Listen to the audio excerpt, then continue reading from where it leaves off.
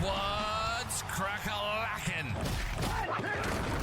Welcome in to My Mind is a Weapon Fantasy Football Show. Welcome into episode 84, everybody. I am your host, SleezBall. Today's episode, we're going to switch it up this week because the waiver wire is coming tonight. And if you want to check out my waiver wire video, top 10 with some bonus players, that is out already. I dropped that. So what I'm doing different here is I'm dropping my kickers and defense first video, so you guys get a chance to see it before the waiver wire with the streamer, instead of doing my quarterback, running back, wide receiver, tight end, and then I do my kicker at the end, and it's too late and the waiver wire is already happening. So from now on, I will do my kicker and defense top 10 plays first, plus one streamer each. And before we dive into it, guys, make sure you smash that like, smash that subscription, turn that bell on. I will be live all week long this week, Thursday to Monday. I was out of town last week at the Niner game, so we'll have all of our shows going. And if you can't make any of the shows, always drop any questions you have in the comments. I am here to answer your questions, help you win your weekly matchups, and get you that ultimate goal of a championship, guys. And let's dive into my top 10 defenses and kickers plus streamers heading into week 6. So, guys, this is my board heading into week 6 here. I'm not going to use the ballers tier at the top. I'll use tier 1, tier 2. That'll be my top 10 kickers. Tier 3 will be my streamers, so one streamer for each. And then tier 4 and 5 will be my defenses as well. And then you see the kickers at the bottom that are off my board from last week or buys or injury. So Jake Moody takes on that stupid tackle, his ankle. He's out for 2 to 3 weeks. Harrison Butker and Jason Sanders are on a bye.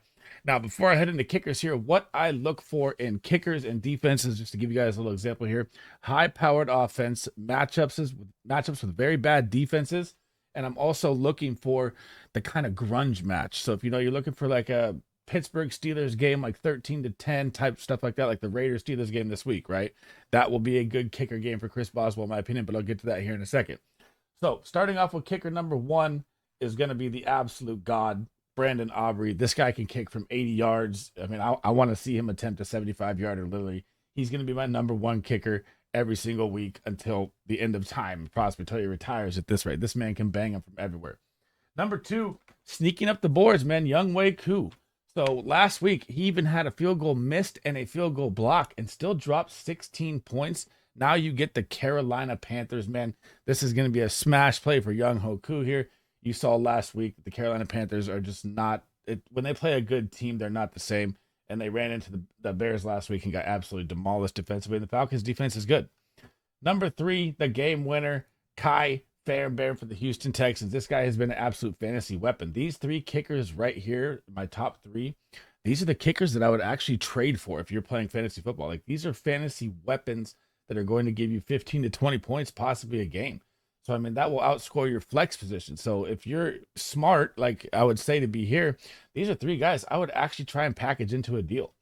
Heading into number 4 was my must-start streamer play of the week last week. It was Chase McLaughlin. He absolutely smashed 16 points again across the board. The Tampa Bay offense is flying around. Now you're going to get the New Orleans Saints. So if you saw last night, what happened with the Saints? They stingied up in the red zone. You saw Harrison Butker go bananas kicking. I can see the same thing again here for Chase McLaughlin this week. I have him as my kicker number 4. Number 5 for me is going to be Evan Money Mac McPherson getting the New York Giants this week. This is going to be that game. The Bengals are 1-4. They are pissed. They just played the Ravens in a playoff battle and lost in overtime. Man, that game was insane. I didn't get to catch all the games because I was out of town, but I got to see the stats and the highlights from the game. That was like the one game I checked out on. And, man, the Bengals are coming, man. I don't want to hear the T. Higgins trade news. That would really hurt them. I don't think it's over for them at 1-4. I think they win this game. I think they get back on track and the train starts rolling here. Number 6, sticking with that same game, Justin Tucker, man. He finally woke up with a couple field goals last week, 13 points on the week. And now you get the Ravens that are going to get the Washington Commanders in a possible another shootout game here as well. So I'm going to talk about both here. I have Siebert at number 9. And in this game, like, is there really going to be any pass defense? The Ravens can stuff the run, yes, but this is going to be an electric shootout game here where you're probably going to see 3 to 4 field goal attempts maybe on both sides. Like, this is just going to be a high Jaden Daniels, Lamar Jackson electric game to watch. And you're probably going to get 10-plus points for both kickers. I'm going to take a lot of props here. And if I'm looking at Siebert, dude, he's only had 1 game under 10 points. So Jaden Daniels has changed this whole culture. He has 10 points, 11 points, 9 points, 22 points, right? And then you're about to get Carolina and Chicago. I mean, Siebert's a kicker you should be picking up right now if he's on your waiver wire because he's being a fantasy asset right now. but he's my number 9. Heading into number 7 here, it's going to be Cameron Dicker, and we're going to talk about both these games here and why I like them as well here together. So Dicker is my 6th, Will Lutz is my 10th. Why do I have Dicker higher? Because I think the Chargers offense is going to be better off a bye than I do Denver's at Denver. I know Denver's 3 straight wins. They're kind of ugly matchups they played. It really wasn't tough opponents. And you're at Mile High Stadium.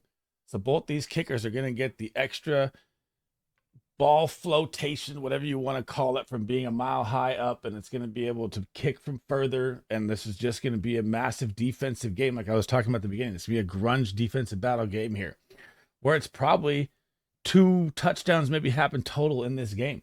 So you're probably going to get a ton of kicking points here. I love Dicker. I love Lutz this week. They're both the altitude, everything. I love Denver. I always want kickers there. Now, heading to what I was talking about earlier with the grunge game, Chris Boswell here. You get the Raiders. The Raiders probably aren't going to have Devontae Adams. They don't even know who their quarterback is after last week. Gardner Minshew or Aiden O'Connell. The update hasn't even been dropped yet. It's going to be ugly. And the Pittsburgh defense is nasty, man. They're going to give their opportunities here. Chris Boswell's going to kick a lot of field goals against the Raiders. And I love that as a play this week.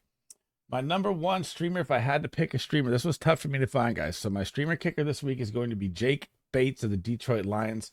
Why I like this is because you're playing the Dallas Cowboys. The Dallas Cowboys offense can keep up if they don't turn the ball over like last time. Their defense is beat up a lot, so you can score a lot of points on them, and that's what you want. You want a high-powered offense. You want a shootout battle, and this looks like a good one to me here with Jake Bates for the Detroit Lions. Heading into my top 10 defenses here, guys, my number 1 defense on the week is going to be the Pittsburgh Steelers, man. They are just no joke. Absolutely get after the quarterback. TJ Watt is probably the defensive MVP already, and we're 5 weeks into the season. They get the Las Vegas Raiders, like I just said, who don't know who their quarterback is. They don't have Devontae Adams out there, most likely. Zamir White was out with a hammy last week, or growing, and Alexander Madison looked terrible. Their run game is shot. This defense is going to eat the Raiders alive. And I have them as my number 1 defense. Number 2, so I tweeted this. I made a couple moves in a couple leagues here to grab the Eagles early off a bye. So the Philadelphia Eagles get the Cleveland Browns, man. And Deshaun Watson just looks lost. I don't even know if Deshaun Watson will be the starter this week. I know they don't want to bite the bullet of a $590 billion contract that they messed up on with Deshaun Watson. So they'll probably keep him out there just because they'll look stupid if they don't. But they need to bring in Jameis Winston, man. They need to save this Browns offense. And I think the Eagles defense is going to smash at home off a bye. They're going to have A.J. Brown, Devonta Smith back. I'll get to those in my wide receiver videos. And I just think it's going to be a smash play here. Denver Broncos, man, number 3. This defense is absolutely lights out. We're going to talk about both of them again. So if you notice here what I was talking about, so the grunge game, right? So I have Cameron Dicker and Will Lutz in my top 10 kickers. I have the Chargers and the Broncos defense both in my top 5. Because I don't think there's going to be a lot of points scored here. I think it's more of a kicking game. It's a division rival. Both these defenses are top 5. Chargers coming off a bye, got a little healthier. Broncos have the number 1 lockdown corner in Patrick Surtain. Their defense is number 1 versus the pass. They've started to stop the run. The Broncos look really good defensively. It's absolutely crazy. And the Chargers are the same way. The Chargers are the same kind of ground and pound run team with Harbaugh here. And I like them both as a top 5 defense this week. Number 5, the Houston Texans get the New England Patriots. And if it was Jacoby Brissett, guys, I'd probably have them at 2. The update right now is we may finally get to see Drake May, which I've been preaching for freaking 4 weeks, man. Jacoby Brissett has been terrible. But if you get Drake May in his first game, and I mean, it's going to be tough. I know that he might make the offense look different. He's a little quicker. Hopefully they put Javon Baker out there, my guy, finally. But I'm still taking any defense versus a rookie's first start all the way here. And I think the Houston Texans defense is going to be a top 5 play. Number 6, the Chicago Bears. It's just one of the best defenses in football. I don't care who they're playing. I mean, they even get Jacksonville, who Jacksonville scored 37 points last week against the Colts, but that is the Colts. This is just a top tier defense, man. You can play this defense every single week. It's like the Steelers. They do have a little tougher matchup with a Jacksonville offense, but I don't care. They get after the quarterback. They get turnovers. They get picks. They find touchdowns. This defense should not be on any waiver wire and should be startable weekly at this point. Number 7, the 49ers, man. 2 back-to-back touchdowns for the defense, and they still lost the game last week. I was there. I was pissed. I don't want to hear about it. They get Seattle. Look what the New York Giants just did to Seattle defensively. The Niners are going to be pissed off losing 2 games that they should not have lost to the Rams in Seattle. And I feel like this, even though Thursday Night Football is a short week, Seattle looked really rough in the run game. That Niners' strength is going to be the run and the pass. It's going to be a rough game, I think, out there. But sometimes the weird part is with this game is I've watched enough Seattle 49ers that sometimes it's these freaking crazy shootout games. I hope that's not one here. I still have the 49ers defense at number 7 this week. Number 8, we're going to talk about both these together here. The Bills and the Jets. So the Jets now fired Robert Saleh. Prayers up to him. I think his time was up before anyways. And you get Monday Night Football here, and you got Josh Allen with a concussion that looks like, who knows, right? They gave him some smelling salts or whatever the rumor was. I don't know if that was true or not. I saw it all over Twitter, like 500 tweets. That they gave him some smelling salts. He came back in. He was concussed. Could have got reconcussed. Could have got really injured. But both these defenses are top 10, guys. These are absolute great defenses here. And if Josh Allen isn't out there, I move the Jets up even more. And the way the Jets offenses look, you want to play everyone against them. I know they're going to have a new coach here. They're probably looking to get rid of Nathaniel Hackett also as well. He's been terrible for the offensive coordinator side for the Jets. And they have too much talent to waste here. This is a smart move by the Jets now to clean house now and get some better minds in there is what I would say.